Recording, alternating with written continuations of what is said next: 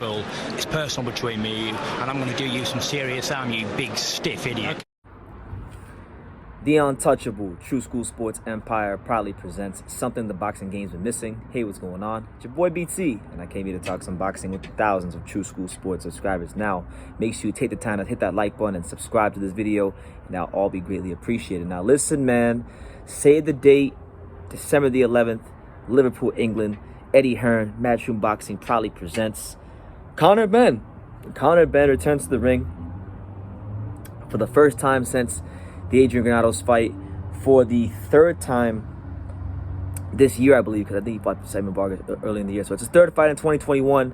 Conor Benn's starting to pick up some momentum, get some valuable in-ring experience against some good veteran fighters. Not the elite veteran fighters, but good veteran fighters, guys that have been in there with the elites. And this is no different at 147. This fight is no different, but I think this is a step up. I look at this and I view this as a slight step up because this is Conor Benn's first former world champion, and a lot of times for a fighter in their careers when they're young, that first former world champion can be a very, very, very big test for them. So with that being said, he's taking on Chris Algieri. Absolutely, and it's an interesting matchup because this isn't a matchup that I ever considered nor that I ever think about, but it is a matchup that it does intrigue me for a couple reasons. Number one, like I mentioned earlier, Chris Algieri is a former world champion, good slick boxer, always is in shape. There's not way too many things I can critique when it comes to Chris Algieri.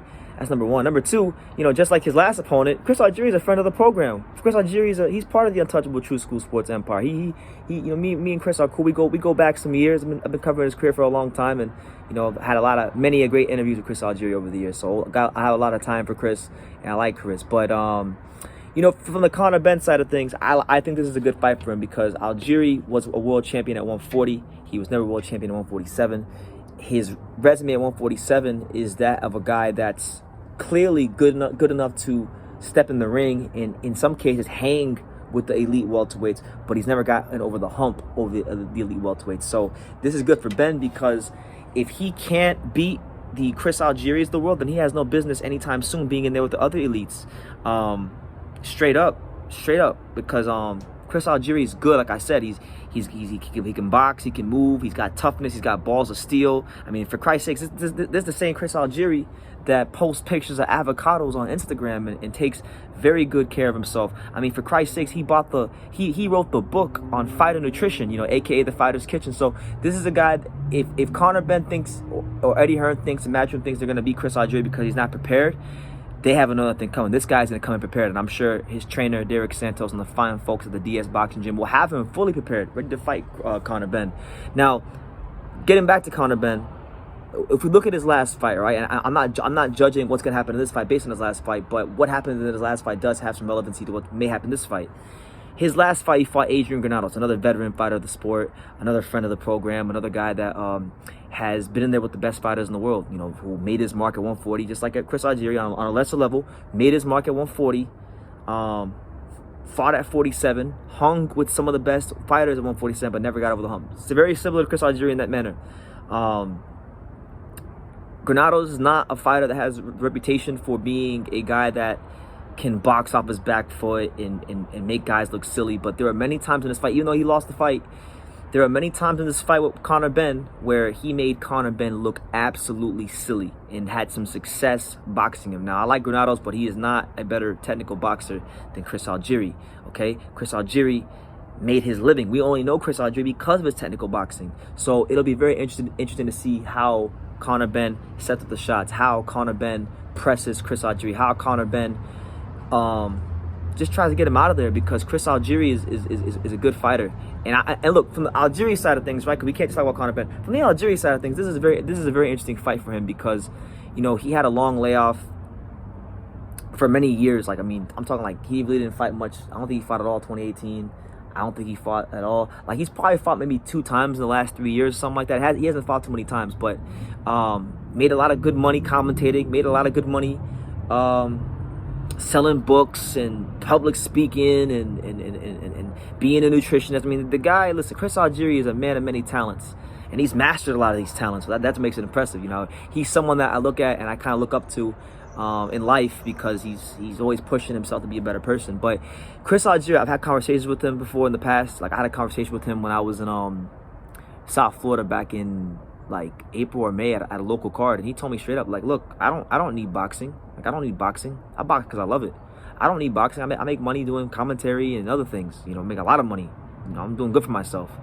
You know, I don't need boxing, but he's still boxing because he wants to box. And I think someone like that, coupled with the skills that he has, and from what's controlled Conor Benn in the past, this is a dangerous fight. He is a dangerous fighter. So, like I said, Matchroom Boxing, Eddie Hearn, all parties involved. If they picked Chris Algieri thinking that this is going to be a walk in the park, they got another thing coming.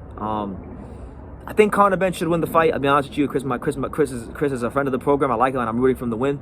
But I think Conor Benn should win because the reality is this: Conor Benn's a young, strong, you know, welterweight heading into his prime. He's a full-fledged welterweight. Chris Algieri isn't. Chris Algieri isn't necessarily a big puncher. He hasn't been the most match fit. Like, he's been in the gym. He's a workaholic. He's always in the gym, but he hasn't been like the most match fit as far as under the lights. I mean, he had a fight back in the middle of August with Mikel Lespierre when he beat him pretty easily, but he hasn't really been active in the ring, and you know, it is what it is. So that may hinder his timing in the early rounds, and it may allow Conor Benn to get out to a good start. But listen, this is a good fight. This is a good fight. I don't want people complaining and bitching and moaning about this fight. This is a good fight. Chris Algieri, been there, tested, been there, did it, been world champion, shown us what's inside here, showed us a lot of times what it means to be a fighter, showed us a lot, you know, and Conor Benn, yeah, he's beaten some veterans. He's beaten the Samuel Vargas of the world, and he stepped it up and he beat the Adrian Granados of the world. But this is another step up. And yes, I know people can say, oh, well, he's just fighting 40-pounders and this, that, and the third. But look, you got to understand with Conor Benn. Conor Benn doesn't have the amateur pedigree of a guy like Jaron Ennis or a guy like Virgil Ortiz or a guy like Rashidi Ellis. So Matchroom Boxing may have to take the time with him a little bit more to see what level he's at. And this is one of those fights that's going to let us know what level he's at. It's a step up, but it's not too far of a step up, you know? And if he wins this fight and wins it in impressive fashion, I'm looking at him fighting somebody in that top 15. Somebody, you know, whether it's like, it could be anybody. It could be Neckborn Senegoff, Virgil Ortiz, anybody in the top 15 of his rankings, anyone. Abdul Kakarov, you know, he could fight my guy Pistol Pete. There's fights out there for Conor Benn, but he gotta get this one, and it's not gonna be a walk in the park. So I'm looking forward to it. December the 11th, Liverpool. I believe they're fighting at the M&S Bank Arena, but y'all can correct me if I'm wrong. Let me know what you think. You know, how do you guys think he'll do against Conor? How do you think Conor Benn will do against Chris Algieri, and what kind of chance do you give Chris Algieri? Let me know in the comments down below. I would love to hear from you guys. Take the time to subscribe, and like I say in every single one of these videos, you can love me or you can hate me, but I'm just Kid from Daniel. So until next time, take care, guys.